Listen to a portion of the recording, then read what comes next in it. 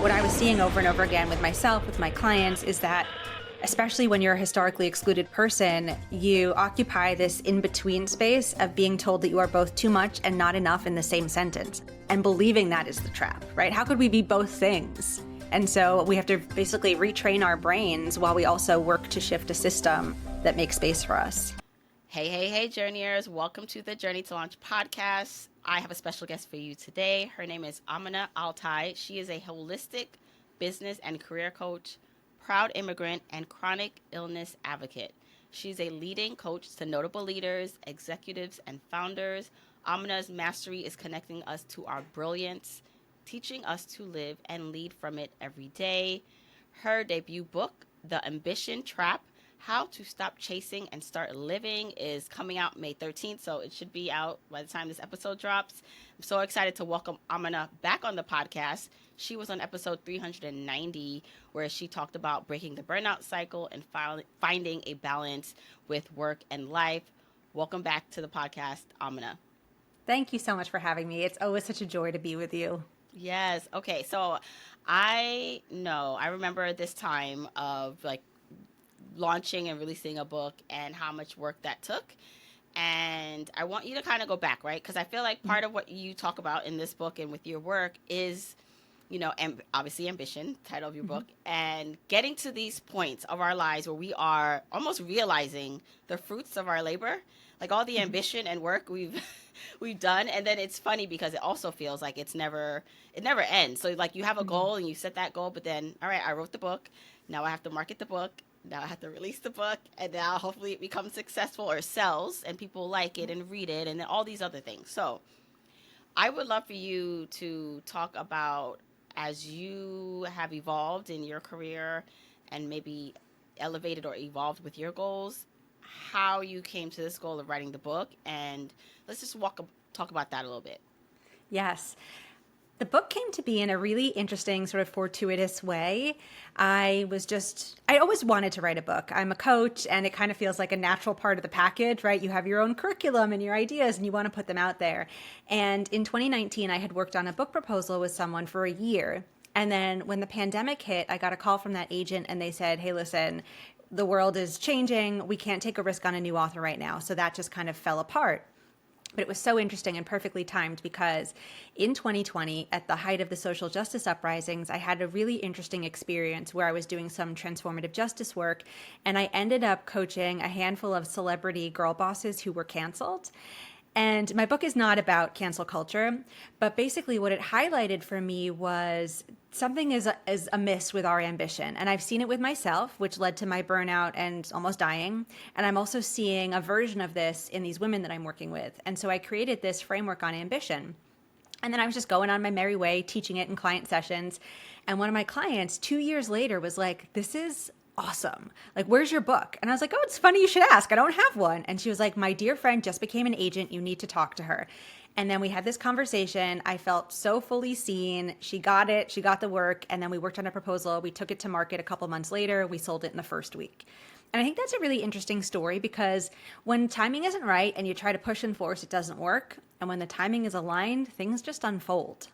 Yeah, that's what I love. And I know not everyone wants to write a book. I try to really, when I'm like talking and interviewing people, like say, what's in it for the listener, right? And so there are people who, yes, that's a goal of theirs that's listening, like writing a book, and some that are not. But I think what I love about that story you just told is, you mentioned it in the summary just now, is like the disappointment, like thinking it was going to happen one time, it not happening. Then, I mean, you did slip in, you coaching like canceled women, which I kind of want to know more about that. But I love just the evolution of, you created this. I don't know if did you create the idea before 2019, like this framework that you talk about, that you probably talk about in the book? Did you have that together before, or you had to do that work first and live life and have the experience to create the work? Exactly, the latter. I had to live life and have the experience. And there were parts of it that had already shaped, but it was like that moment in 2020 just cemented everything and like put a bow on it. Yeah, so all right. So that means you're listening right now and there's something not happening or not working out the way you want. It potentially is, and most likely is, there's a reason for that and a opportunity that you don't know yet, but in the future will make sense. So hang in there.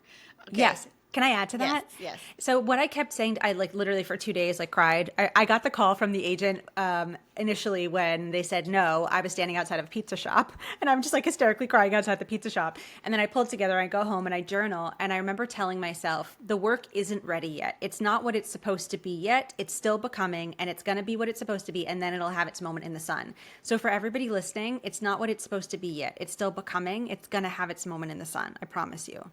I love that.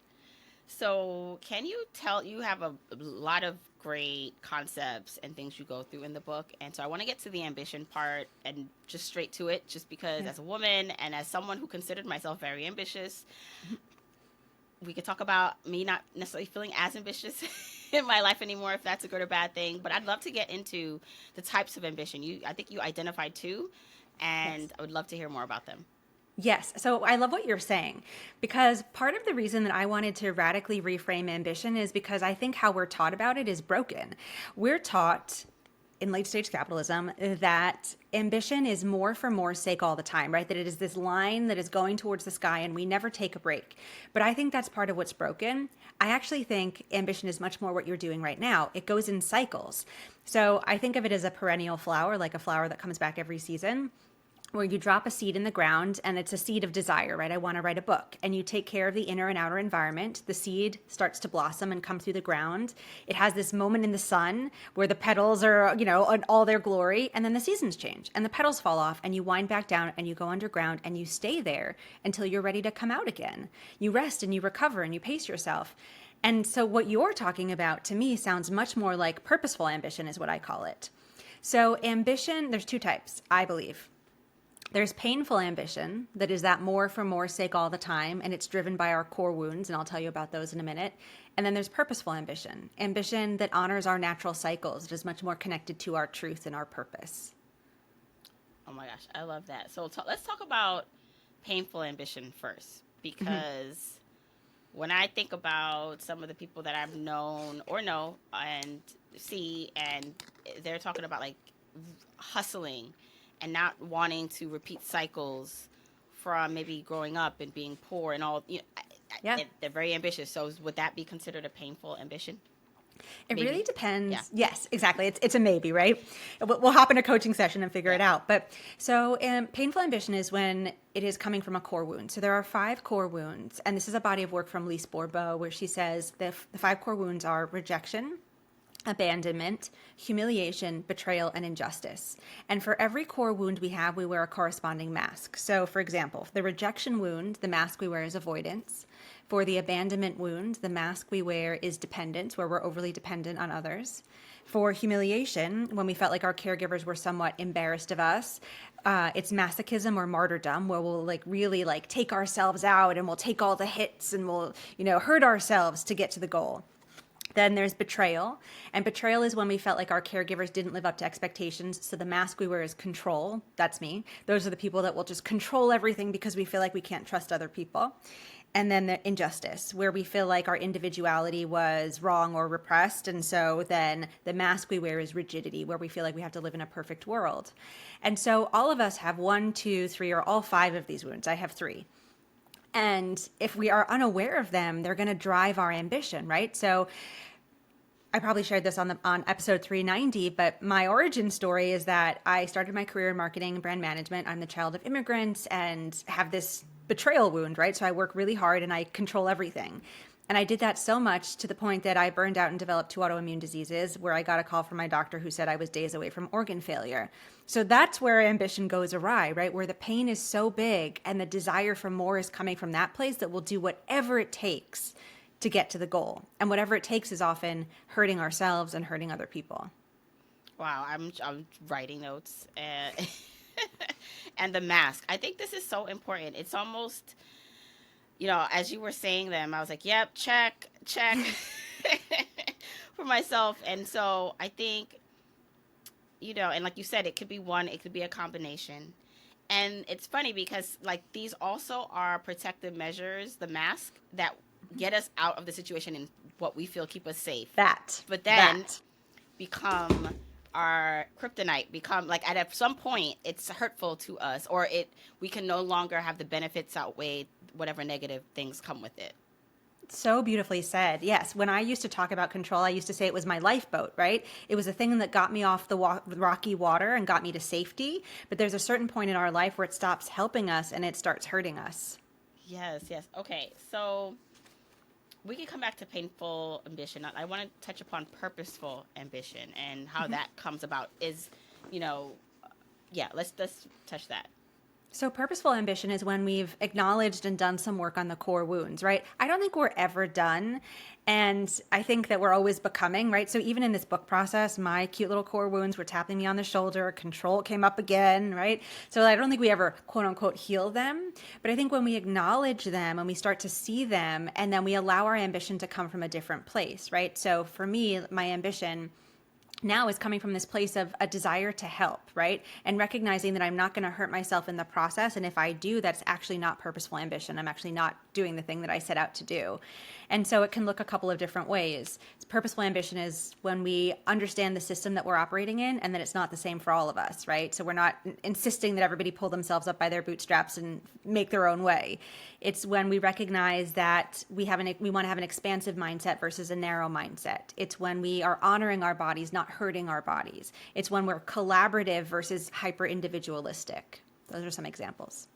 So how does one know when, it is coming from a painful ambition place versus purposeful? I mean, it seems pretty obvious, but I think in the moment, like as you're trying to get something accomplished, maybe we could give an example, like two different examples of how someone is doing that. Because first, I think the desire and goal has to be set of something, I think people can be, it's funny because as I was running today, I always say this to myself as someone who runs now, and it's hard for me, but I do it. I always look at people who run, and I'm like, how can they not accomplish everything in life? Like this, because to me, it's such a hard task to do. And so that could be like one area, like someone set an ambition for, a goal for, that they're going to run, and they, for whatever reason, they do that. But then there's other areas of our life where maybe it doesn't feel like we are as ambitious, or people are as ambitious. So is there a difference between like being ambitious in certain areas of your life versus not? And then how do you know if you're doing it from these places of purposeful versus painful? Yeah, great questions. So first of all, there's no right or wrong way to do it. And that's one thing that I want to kind of debunk in the book, because when I was looking at the research, I saw over and over again that we make ambition right for some people and wrong for others. So we see that ambitious men are seen as strong and powerful and driven. Ambitious women are seen as too much and aggressive. And then you add in other intersectionalities and it complicates it even more. So there's no right. Ambition is beautiful. It's neutral and natural, and it's for everyone. And it's simply a desire to grow, a desire for more life, a desire to unfold. And you can have big ambitions and you can have really quiet whispers of ambition, right? It can look any way that you want it to look. But we'll start to notice that we're tipping in painful ambition, and it's, kind of a bit redundant to say it, but it feels painful. And I'll give you an example. I'll give you an example from my own life. So I'm in the process now of marketing the book. And like I said, I'm the perfect person to write this book because I have navigated the ambition trap pretty much my whole life. And I just noticed in the process of getting the book out into the world that some of these core wounds were coming up. So I set a goal. I want to hit the USA Today bestseller list.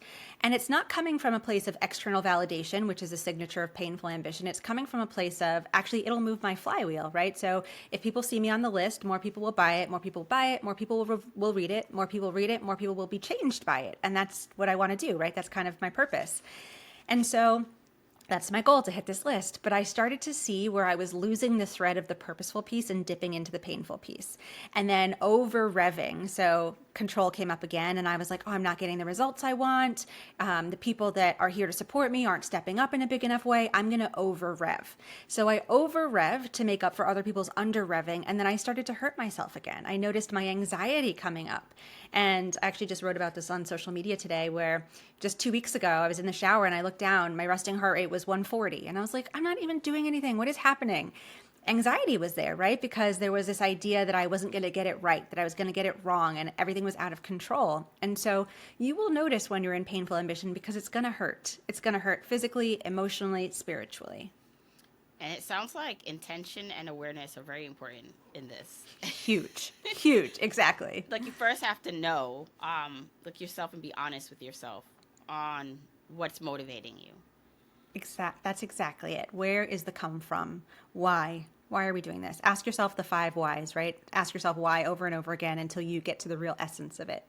And when you say 5 whys, when you say what, when you answer the first why, you say why again, and you do that 5 times.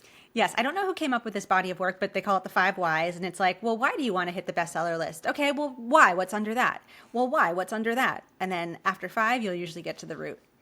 Yeah, that makes sense. That makes sense when, I think same thing with when I think about money and people's motivations for certain things. I talk about this in my book too, about that you may want the nice car, and the honest reason for wanting the nice car is to like prove and show, because you want other people to know you can have a nice car too, or it makes you feel good. It might be a very superficial reason for it.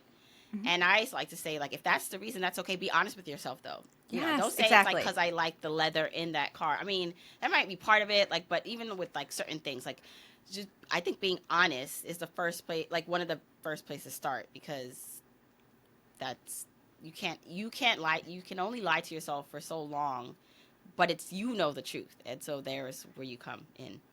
Exactly, 100%. If we're lying to ourselves, then we're just living in a delusion. It's not helping us. It's not helping anybody else. Yeah. So what did we do though? If so, with your example of I want to hit the list, what if the reason was, what, I want to hit the list because someone told me I couldn't write a book and be successful at it, and I want to prove them wrong, or I want to prove these people wrong, or I want this car, like I actually just want it because other people, like I live in maybe a society or in a neighborhood, a place where people judge me for it, and I don't want to be judged for not having a nice car.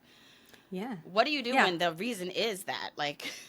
Yeah, going back to the example of like, I want to hit this list because like I want to prove people wrong, therein is probably a rejection wound, right? And so we have to look at that, because the goal may still be exactly the same. The goal is still the same for me. But when the intention is different, the energy is really different. How we show up is really different, and therefore the results are really different. Like, honestly, 2 weeks ago when I had that moment in the shower, I realized what I was doing, and I had this moment of just surrender. Just surrender. You've done everything that you can do. You've done your best, and that is beautiful. And then the next day, coincidentally, I got invited onto a really big podcast. And I was like, I don't think that is coincidence. I think that's energetic shift. And so there's no shame or shade if you're coming from a place of pain, right? This is the dominant paradigm that's most of us. And even if you had the most magical upbringing and most amazing caregivers in the world, it's a very human rite of passage to have a core wound. And so we're all operating with them. So we just want to understand that original rejection wound and what that younger part of you really needs, because you're probably looking for it in the car or in the list. And guess what? You're going to get the car, you're going to hit the list, and it's not going to fill the hole because the hole's inside. Right. It's something is that the ambition trap that you talk about, where it's like, you think when I get this, just like with money, when I get this thing, I'll be okay. And then you get there and you're like, oh no, I still feel empty. Exactly. That's one of the traps, right? And the trap, in essence, for me, is what I was seeing over and over again with myself, with my clients, is that especially when you're a historically excluded person, you occupy this in-between space of being told that you are both too much and not enough in the same sentence, and believing that is the trap, right? How could we be both things? And so we have to basically retrain our brains while we also work to shift a system that makes space for us. Yeah, as you bring that up, and marginalized, and feeling if you are viewed or feel you're viewed as less than worthy, whether it's actually true or not, but you feel that way based on their statistics or people telling you, then like these are deeper wounds, like that are generational, right? Even the ambition part, like I think about how so many of our, like my parents, probably yours, right, immigrated here, and just our lineage, how hard they had to strive and work and have ambition to get here, and then to succeed enough to like have kids, and then instill that ambition in us, so that, like, listen, you have to move forward, you have to carry the baton further than we could. So yeah, it's not going to be, I just feel like all the generational trauma and things that sometimes we cannot control, like being told to us, that's deep work that takes time. It's deep work, and I'm so glad that you hit on this because I think that is some of the most important work. So, in the introduction of the book, I talk about my dad. My dad is a My dad is a brown man named Muhammad, and immigrated here, did his schooling overseas. And I watched him my whole life really struggle to find his place in the world of work, right? He was somebody that was often discounted on identity alone, and he is Iraqi, and the US was at war with his nation of origin a lot of the time while he's out there in the world trying to, make it. And so I just had a front row seat to watching a marginalized person really struggle with their relationship to taking up space and having more. And it impacted my relationship too. I was watching what he was doing and I was replicating certain things or over rotating because of certain things. And that's why I became a student of this work, because it is so deep in the lineage and we need to look at all of those stories and heal our wounds there too. Now you said you mentioned like it was one of the ambition traps, feeling like you reached the peak or something that will fulfill you. What are some other ones? Yeah, that's a great question. They can look any type of way, right? So the idea of feeling like we're both too much and not enough at the same time, overworking and tipping ourselves into burnout, believing internalized bias, right? Believing certain stories about ourselves, being the hardest working person in the room because we're believing those stories about ourselves. They look so different for all of us. Right, the list probably goes on. So And on, yeah. how do you, so you talked about like and I bring myself up because like the waves of feeling ambitious or maybe shifting to purposeful ambition versus coming from painful. How do you, what do you say to someone who doesn't feel very ambitious? And it's not necessarily like it's not even purposeful. Maybe they don't recognize it as purposeful because it just feels like there's nothing. There is no goal. There's like really nothing they want to do. How do you talk to that person about their ambitions or what their life at this point? It was so interesting because as I was writing the book, I'd be out in the world just kind of talking about, oh, I'm writing a book on ambition. And people would have one of two reactions. People would either say, oh my God, I'm so ambitious, I need this book. Or people would say, I fully reject ambition. I am not ambitious at all. And I think that's really interesting because I actually think every living thing on the planet has ambition. I think ambition is just a desire for more life, right? So a plant, like a blade of grass, has a desire for more life. It's growing towards the sun. Dogs, cats have a desire for more life. They're growing, right? So I actually believe it's in all of us, but how we've been taught about it is so dysfunctional that people reject it.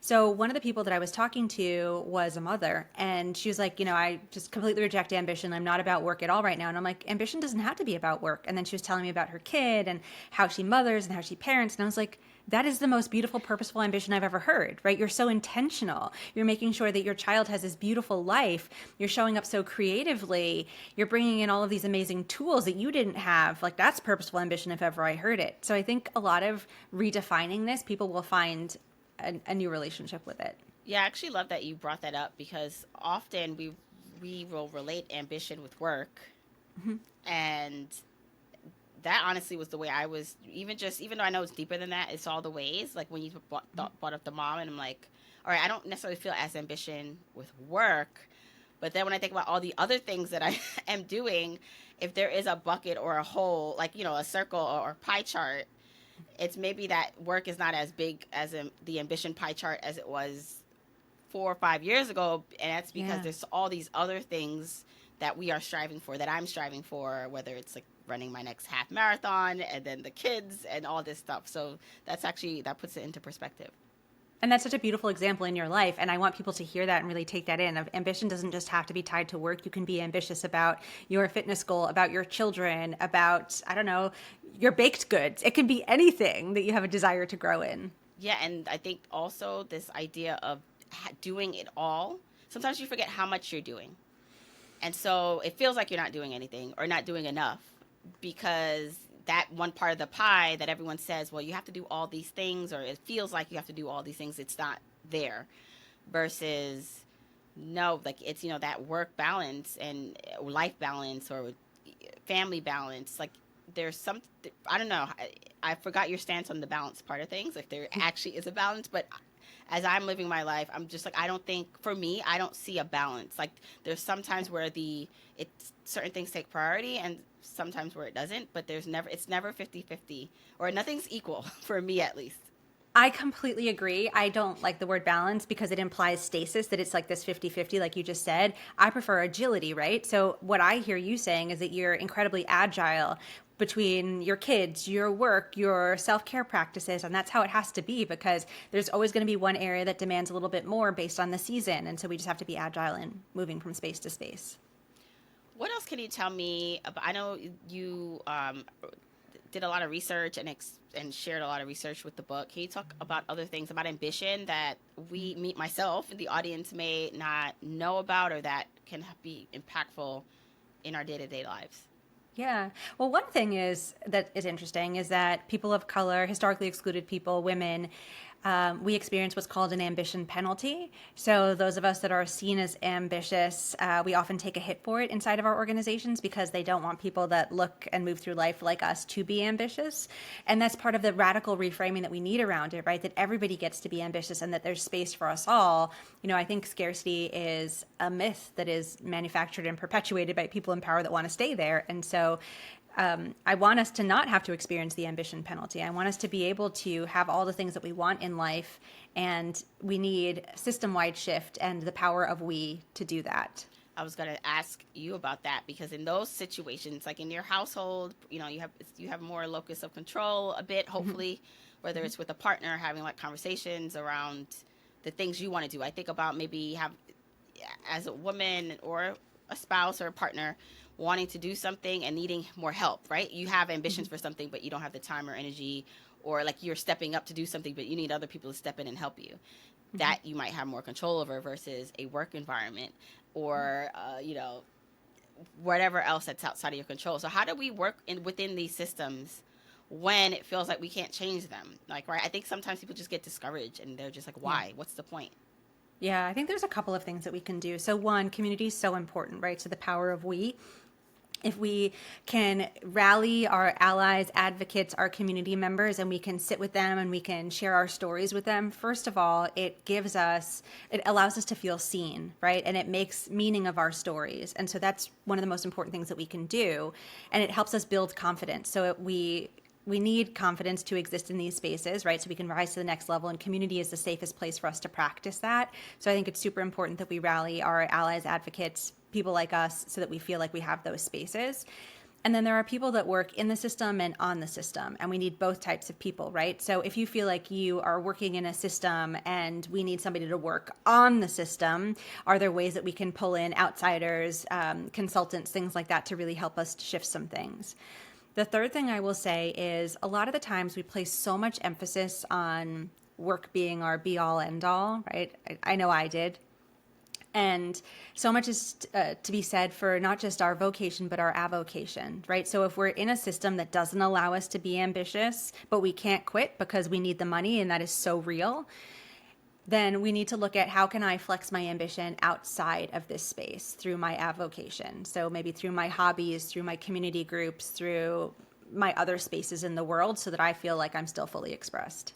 I, I, I love the idea of that, like that switch, because it actually goes hand in hand in what I talk about here with achieving financial freedom on the way to financial independence, and this idea that you can take your talent and ambition elsewhere.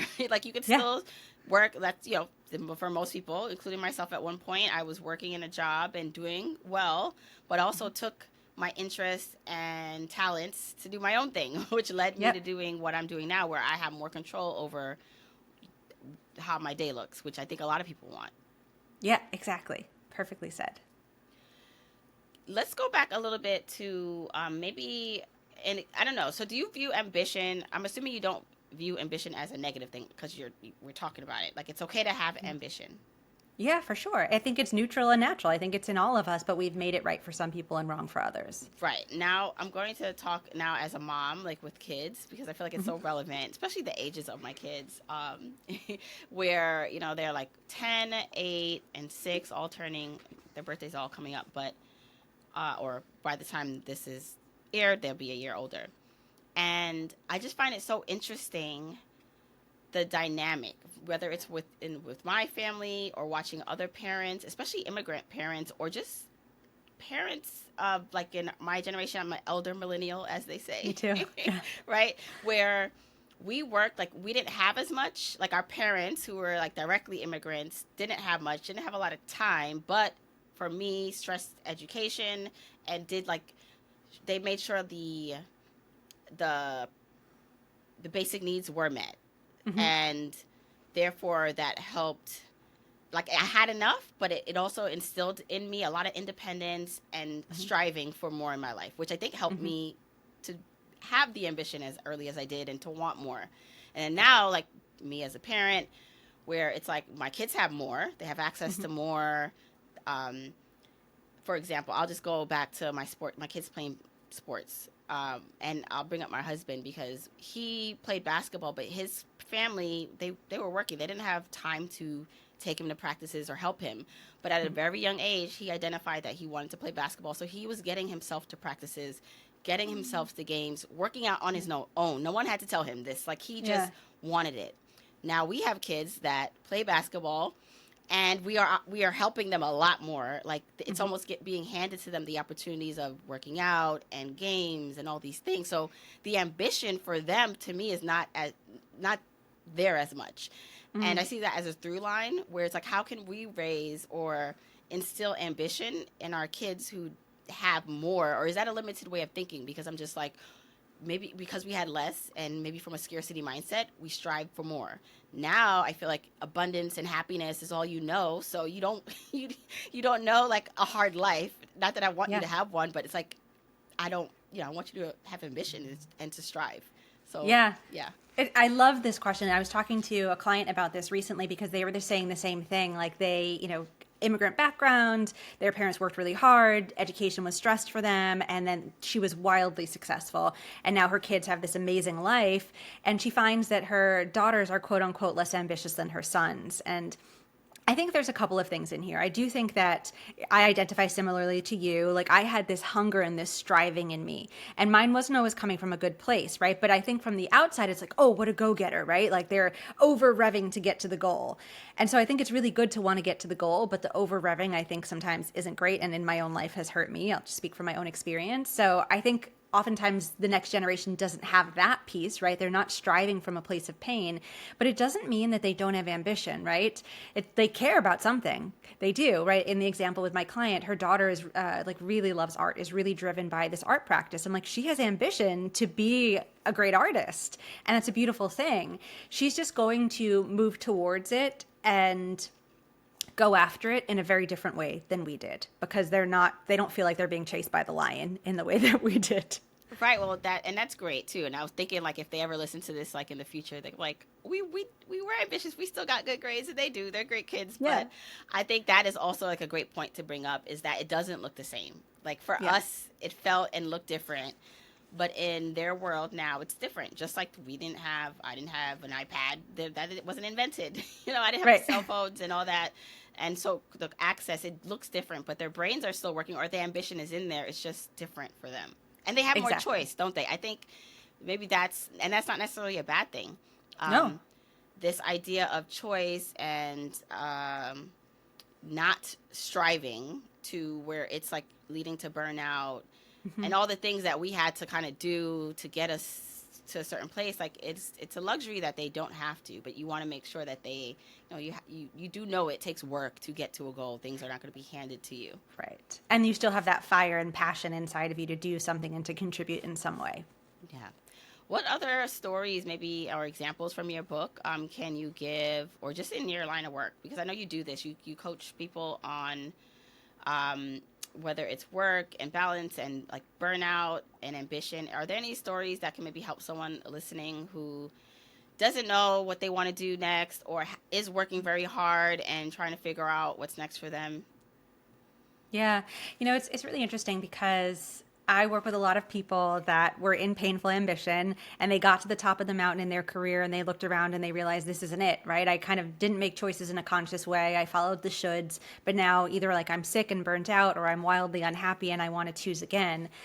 One thing that I want people to take away from the book is that it is never too late to choose again, and that our careers and our ambition doesn't have to look one way. It doesn't have to be linear. It can look any which way you want.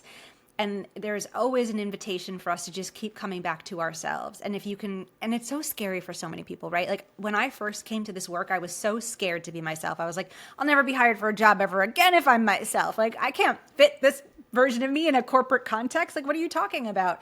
So I feel like people get really scared of that. But it doesn't happen overnight. It happens bit by bit. And bit by bit, you'll create a wildly different life for yourself. And so if anybody is sort of afraid of the pivot and where they're going to fit in and all of those things, it happens sequentially and that therefore feels a lot more psychologically safe for us. And so it doesn't have to look any way. It's often not linear, but please keep following your truth. So I know that wasn't a specific story, but it felt like an important thing to say.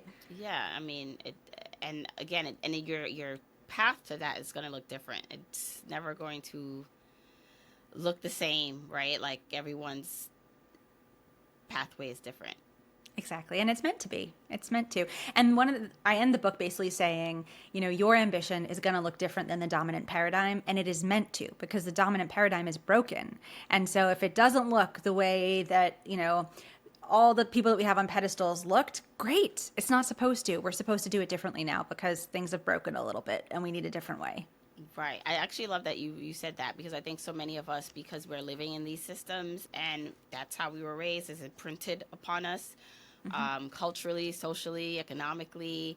When we have a different thought or want to do something different, or we just kind of seem like, wait, what's wrong? I used to think this about myself. Like, I just feel different. Like, I don't want to do that thing, but it's like, nothing's wrong with you, and nothing necessarily wrong with the other person that's doing it that way or wants to do something different. But the system itself is like one thing, and you are, an individual with your own like life. And I often think we can create our own rules, right? Whether in our household, even like for your own business. Sometimes I forget that, like, wait, why am I don't have to follow the same thing. Like, I can do what I want. Like, why? So I think that's an important reminder for people. Yeah, I think about this all the time. Everything is made up, right? It's like even like Money tax is made code. up. All of Yeah, it. exactly. They Like print it like at will, and then look at us.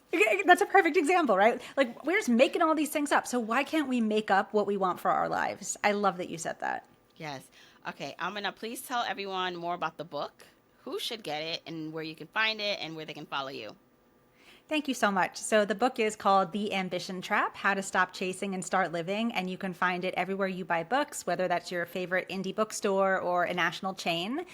And the book I really think is for everyone. I specifically wrote it for historically excluded people because I think our relationship to ambition is a bit more tenuous. So if you are a woman, a person of color, a queer person, a person with a disability, or an ally, this is the perfect book for you to help you redefine your relationship to ambition and lead in a new way, because I want us to role model this, right? So then we can have a whole cultural shift, because I think that's really what's necessary. So I hope you'll pick it up, and I hope it serves you in the highest possible way. And where can they find you? Oh, thank you. You can find me on my website, AminaAlTai.com, or on Instagram at Amina AlTai, or LinkedIn, Amina AlTai. Awesome. Thank you so much for this insightful conversation. I know it will benefit a lot of people. Thank you for having me. You are the best. I love sitting with you.